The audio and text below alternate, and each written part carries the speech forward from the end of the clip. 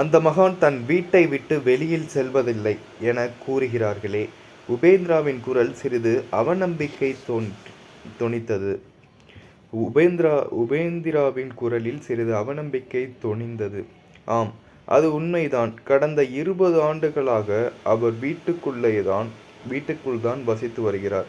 ஏதாவது நமது புனித திருவிழா காலங்களில் தனக்குத்தானே விதித்து கொண்டுள்ள கட்டுப்பாட்டை சிறிது தளர்த்திவிட்டு அவர் வீட்டு வாசற்படி நடைபாதை வரையில் செல்வது உண்டு. பாதுரி மகான் கருணை உள்ளம் கொண்டவர் என்று புகழ்பெற்றிருந்ததை நன்றாகவே அறிந்த பல பிச்சைக்காரர்கள் அங்கு இருப்பார்கள். புவியீர்ப்பு விசையை எதிர்த்து அவரால் எப்படி அந்தரத்தில் இருக்க முடியும்?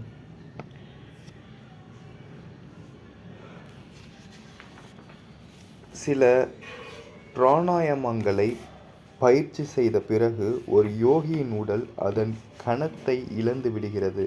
அப்பொழுது அது அந்தரத்தில் மிதக்கவோ அல்லது தவளை போல் தவளவோ முடியும். முறையான யோக பயிற்சி செய்யாத மகான்கள் கூட கடவுளிடம் தீவிர பக்தி செலுத்தும் போது அந்தரத்தில் மிதந்ததாக அறிகிறோம். நான் இந்த மகானை பற்றி இன்னும் கொஞ்சம் தெரிந்து கொள்ள விரும்புகிறேன். நீ அவருடைய மாலை நேர கூட்டங்களுக்கு செல்வதுண்டா? உபேந்திராவின் கண்கள் ஆர்வத்தில் மின்னின. ஆம், நாம் அடிக்கடி செல்வதுண்டு. அவருடைய ஞான உரையில் தோன்றும் நகைச்சுவை என்னை பெரிதும் மகிழ்விக்கிறது.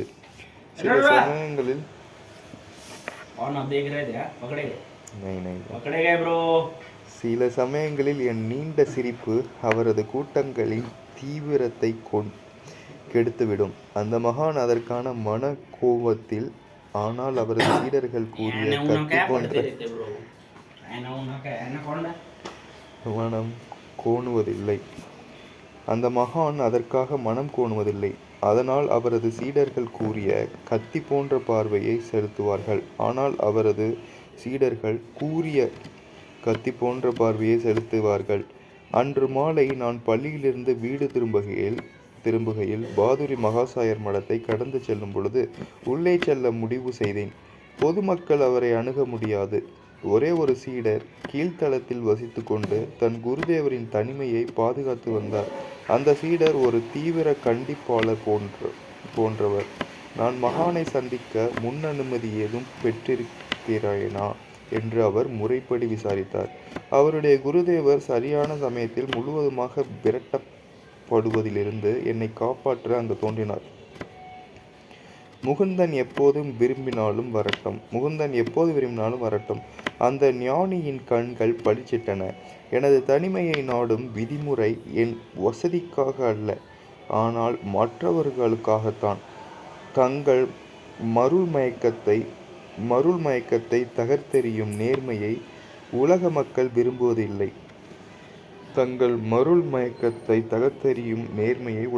விரும்புவதில்லை. மகான்கள் அபூர்வமானவர்கள் மட்டுமல்ல, சங்கடமானவர்களும் ஆவார். சாத்திரங்களிலும் கூட அடிக்கடி அவர்கள் தர்ம சங்கடம் ஏற்படுத்துபவர்களாக காணப்படுகிறார்கள்.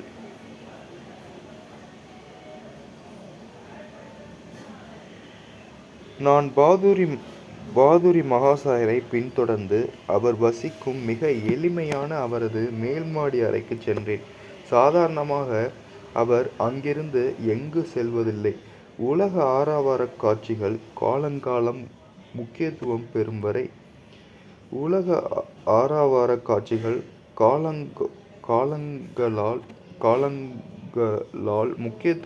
வரை மகான் அவற்றை பெரும்பாலும் பொருட்படுத்துவதில்லை. ஒரு முனிவரின் சமகாலத்தவர்கள் குறுகிய நிகழ்காலத்தவர்கள் மட்டுமே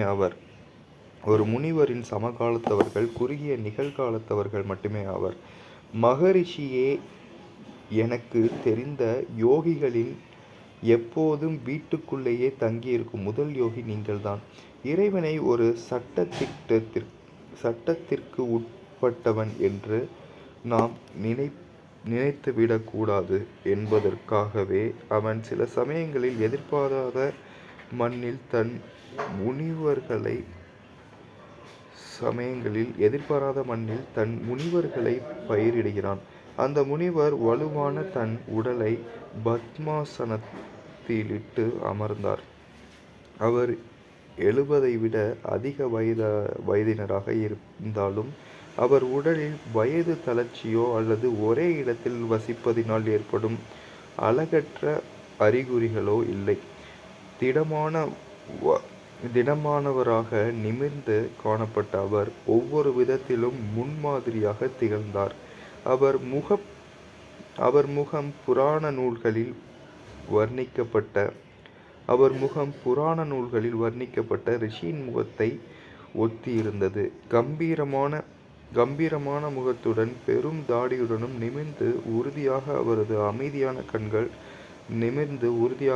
அமைதியான கண்கள் எங்கும் நிறை பிரம்மத்தில் நிலைத்திருக்க அமர்ந்திருந்தார். அந்த மகானும் நானும் தியான நிலையை அடைந்தோம். 1 மணி நேரத்திற்கு பிறகு அவருடைய மிருதுவான குரல் என்னை எழுப்பியது. நீ அடிக்கடி மௌனத்தில் ஆழ்ந்து விடுகிறாய். ஆனால் நீ அனுபவ நிலையை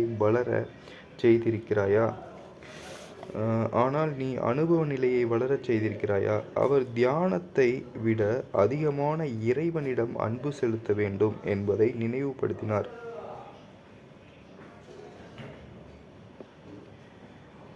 வழிமுறையை குறிக்கோள் என தவறாக நினைத்து விடாதே. அவர் எனக்கு சில மாங்கனிகளை கொடுத்தார்.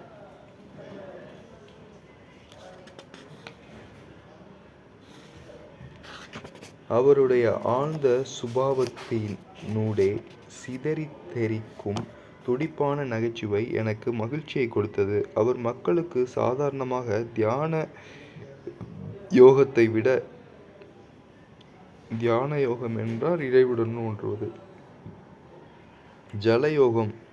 ஜலயோகம் என்றால் ஆகாரத்துடன் ஒன்றுவது. ஜலயோகம்தான் அதிகமாக பிடித்திருக்கிறது என்று குறிப்பிட்டார். யோகம் சார்ந்த ஸ்லேடையை கொண்டு நான் பலமாக சிரித்தேன். என்ன சிரிப்பு! அவர் பார்வையில் அன்பு மிளிர்ந்தது. அவர் முகம் என்றும் தீவிரமாக இருந்தாலும் ஒரு நுட்பமான ஆனந்த முறுவல் நிலைத்திருக்கும். அவரது பெரிய கமலக் கண்கள் ஒரு தெய்வீக சிரிப்பை உள்ளடக்கியிருந்தன. அக்கடிதங்கள் தொலை தூரத்தில் உள்ள அமெரிக்காவில் இருந்து வந்துள்ளன. அந்த ஞானி அங்கு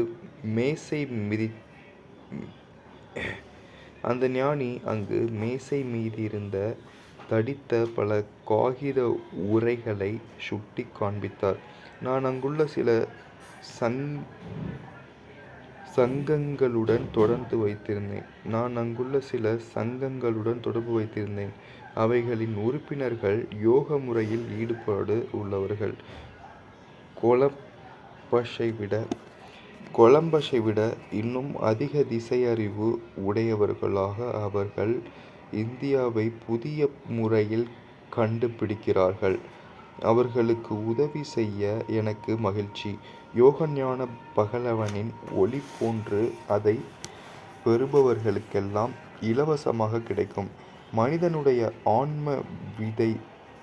ஆன்ம விடுதலைக்கு முக்கியமானது என்று ரிஷிகள் கண்டறிந்தவைகளை மேலை நாட்டவர்களுக்காக நாம் மிக எளிமைப்படுத்தி கொடுக்க வேண்டியதில்லை.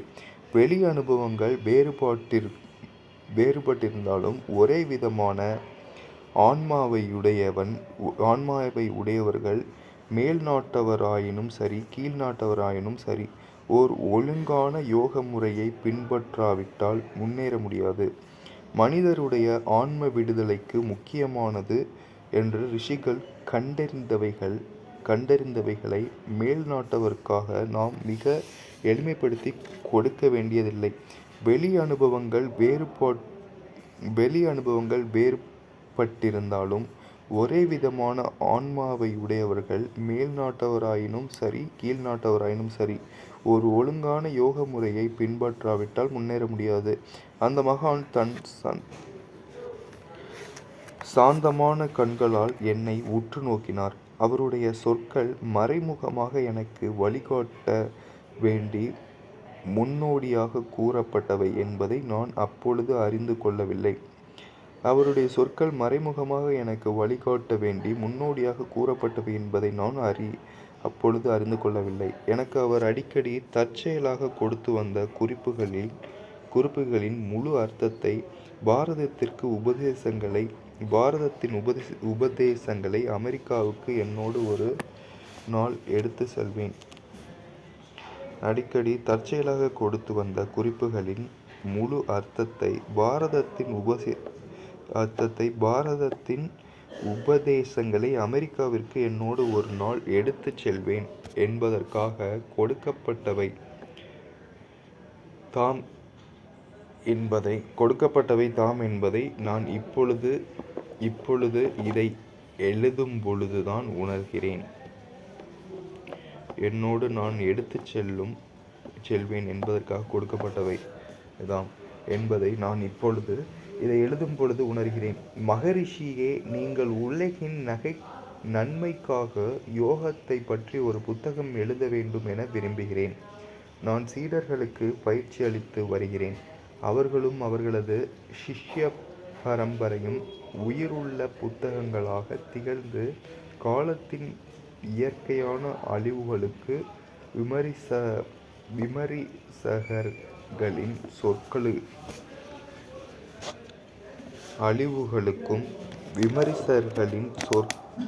செயற்கையான விளக்கங்களுக்கும் எதிரான நிரூபணங்களாக செயல்படுவார்கள்.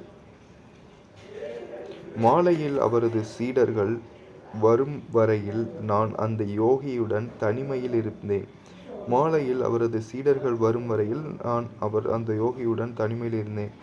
பாதுரி மகாஷயர் அவருடைய ஈடற்ற சொற்பொழிவு ஒன்றை தொடங்கினார். அமைதியான வெள்ளமென அவரது சொற்பொழிவை கேட்க வந்தவர்களின் மனக்குழப்பங்களை ஒதுக்கித் தள்ளி அவர்களை இறைவனை நோக்கி திருப்பினார். அவருடைய குறிப்பிடத்தக்க உவமைக் கதைகள் மொழி தவறுகளின்றி வங்காள மொழியில் வெளிப்பட்டன. அந்த மாலையில் பாதுரி மீராபாயின் வாழ்க்கையுடன் சம்பந்தப்பட்ட பல தத்துவ கருத்துக்களை விரைவாக எடுத்துரைத்தார். மத்திய காலத்தவரான மீராபாய் ராஜபுதனத்தின் இளவரசி. தன் அரச வாழ்வை துறந்து மகான்களின் சங்கத்தை விரும்பினார். ஓர் உயர்ந்த சந்நியாசியான சனாதன கோஸ்வாமி அவள் ஒரு பெண் என்பதற்காக அவளை வரவேற்க மறுத்தார். அதற்கு மீராபாய் அளித்த பதில் அவரை கொணர்ந்து அவள் திருவடிகளில் பணிய வைத்தது. மீராபாய் கூறினாள், உங்கள் குருவிடம் கூறுங்கள், எனக்கு இந்த பிரபஞ்சத்தில் இறைவனைத் தவிர எந்த ஆண்மகனும் இருப்பது தெரியாது. நாம் எல்லோருமே அவன் முன் பெண்கள்தாமே. இறைவன் மட்டுமே முழுமையான சிருஷ்டி தத்துவம் என்றும் அவனது படைப்பு சத்தியற்ற மாயையே என்றும் கூறும் சாத்திர தத்துவத்தை அடிப்படையாகக் கொண்டது. இறைவன் மட்டுமே முழுமையான சிருஷ்டி தத்துவம் என்றும் அவனது படைப்பு சக்தியற்ற மாயையே என்றும் கூறும் சாத்திர தத்துவத்தை அடிப்படையாகக் கொண்டது. மாலையில் அவரது சீடர்கள் வரும் வரையில் நான் அந்த யோகியுடன் தலைமையில் இருந்தேன். பாதுரி மகாஷயர் அவருடைய ஈடற்ற சொற்பொழிவு ஒன்றை தொடங்கினார். அமைதியான வெள்ளமென அவரது சொற்பொழிவை கேட்க வந்தவர்களின் மன குப்பைகளை ஒதுக்கித் தள்ளி அவர்களை இறைவனை நோக்கி திருப்பினார். அவருடைய குறிப்பிடத்தக்க உவமைக் கதைகள் மொழி தவறுகளின்றி வங்காள மொழியில் வெளிப்பட்டன. அந்த மாலையில் பாதுரி மீராபாயின் வாழ்க்கையுடன் சம்பந்தப்பட்ட பல தத்துவ கருத்துக்களை விவரமாக எடுத்துரைத்தார். மத்திய காலத்தவரான மீராபாய் ராஜபுரணத்தின் இளவரசி தன் அரச வாழ்வை துறந்து மகான்களின் சங்கத்தை விரும்பினார்.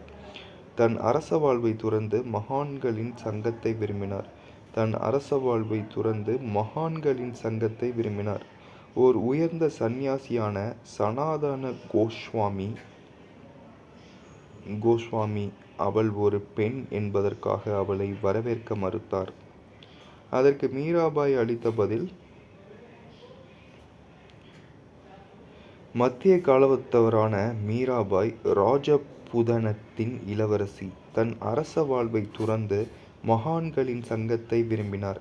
ஓர் உயர்ந்த சந்நியாசியான சனாதன கோஸ்வாமி அவள் ஒரு பெண் என்பதற்காக அவளை வரவேற்க மறுத்தார். அதற்கு மீராபாய் அளித்த பதில் அவரை கொணர்ந்து அவள் திருவடிகளில் பணிய வைத்தது. அதற்கு மீராபாய்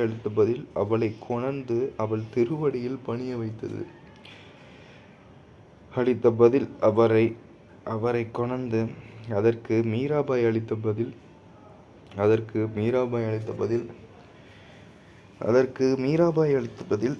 கொணர்ந்து அவள் திருவடிகளில் பணிய வைத்தது. மீராபாய் கூறினாள்: உங்கள் குருவிடம் கூறுங்கள், எனக்கு இந்த பிரபஞ்சத்தில் இறைவனைத் தவிர எந்த ஆண்மகனும் இருப்பது தெரியாது. நாம் எல்லோருமே அவன் முன் பெண்கள்தாமே. இறைவன் மட்டுமே முழுமையான சிருஷ்டி தத்துவம் என்றும் அவனது படைப்பு சக்தியற்ற மாயை என்றும் கூறும் சாத்திர தத்துவத்தை அடிப்படையாகக் கொண்டது.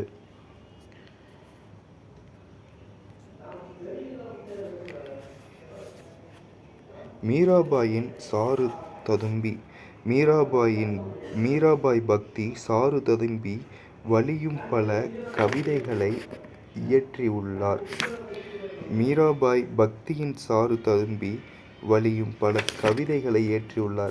அவை பாரதத்தின் செல்வங்களாக இன்றும் போற்றப்படுகின்றன. அவற்றில் ஒரு பாடலின் மொழிபெயர்ப்பை கீழே கொடுத்திருக்கிறேன்.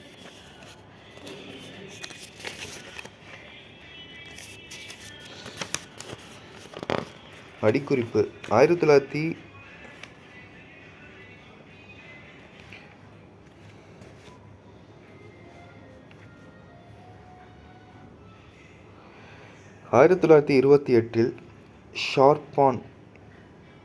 ஷார்பான் பேராசிரியர் ஜூல்ஸ் ஓய்ஸ் என்பவர் பிரெஞ்சு உளவியல் அறிஞர்கள் உயர் உணர்வு நிலையைப் பற்றி ஆய்வு செய்து அதை ஏற்றுக்கொண்டுள்ளவர்கள் என்று கூறினார். அதனுடைய உயர்ந்த நிலையில் ஃப்ராய்ட்ஸ் என்பவர் கண்டுபிடித்த உள்மனதிற்கு நேர் எதிரிடையானதாகும். மேலும் மனிதர்களை வெறும் மேன்மையானதொரு மிருகமாக அல்லாமல் உண்மையான மனிதனாக்கும் சக்தி அதனுள் அடங்கியுள்ளது. அந்த பிரபஞ்ச அறிஞர் விளக்கினார். மனத்தில் உயர் உணர்வு நிலை எழுவதை மங்கிய நிலை கௌசியம் என்றோ மனோவசியப்பட்ட நிலை ஹைப்னோட்டிசம் என்றோ குழம்பக்கூடாது. மனதின் உயர் உணர்வு நிலை என்பது உண்மையில் எமர்சன் கூறிய அந்தராத்மா ஆகும். அது வெகு காலங்களாக தத்துவார்த்தமாக அங்கீகரிக்கப்பட்ட ஒன்று. ஆனால் சமீப காலத்தில்தான் விஞ்ஞான பூர்வமாக அங்கீகரிக்கப்பட்டது. பார்க்க பக்கம் 187. அடிக்குறிப்பு: அந்தராத்மா என்ற புத்தகத்தில் எமர்சன் எழுதியுள்ளார்: எல்லா ஞானத்தையும் எல்லா நன்மைகளையும் உள்ளடக்கிய ஒரு யோகி மெல்லையே படிப்போம். ஒரு கோயிலின் வெளித்தோற்றம் தான் மனிதன். நாம் சாதாரணமாக காணும் உண்ணுவதும் பெருகுவதும் பருகுவதும் நடுவதும் எண்ணுவதும் ஆகியவற்றை செய்யும் மனிதன் நமக்கு தெரிந்த வரையில் தன்னை வெளிப்படுத்துவதில்லை. ஆனால் தவறாகவே தன்னை வெளிப்படுத்துகிறான்.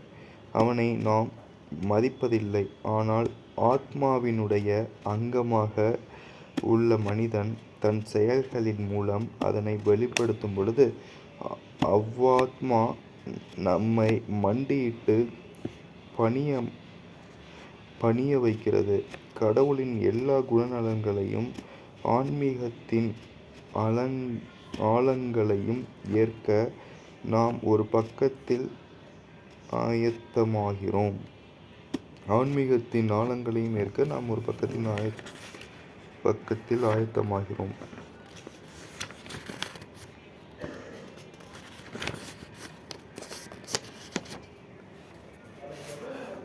நித்தம் நீராடி அவனைக் காணலாம் எனில் விரைவில் நான் நீரினமாவேன்.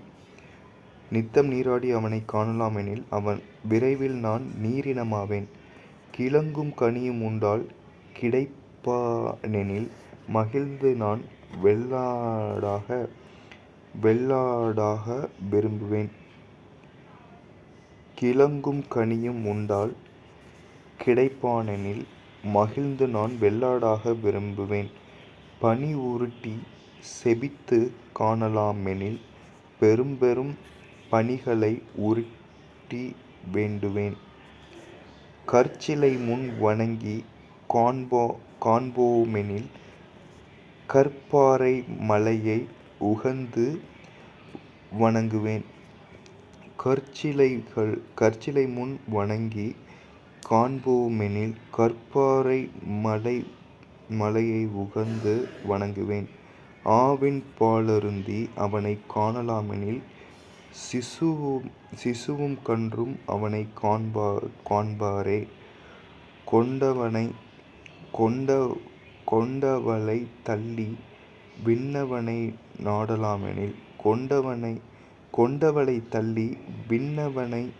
நாடலாமெனில் ஆயிரம் மக்கள் அழியாகாரோ. திண்ணமாகச் சொல்வாய் பக்த மீரா அன்பிற்கு வாரான் நந்தலாலா. திண்ணமாகச் சொல்வாய் பக்த மீரா அன்பிற்கு வாரான் நந்தலாலா.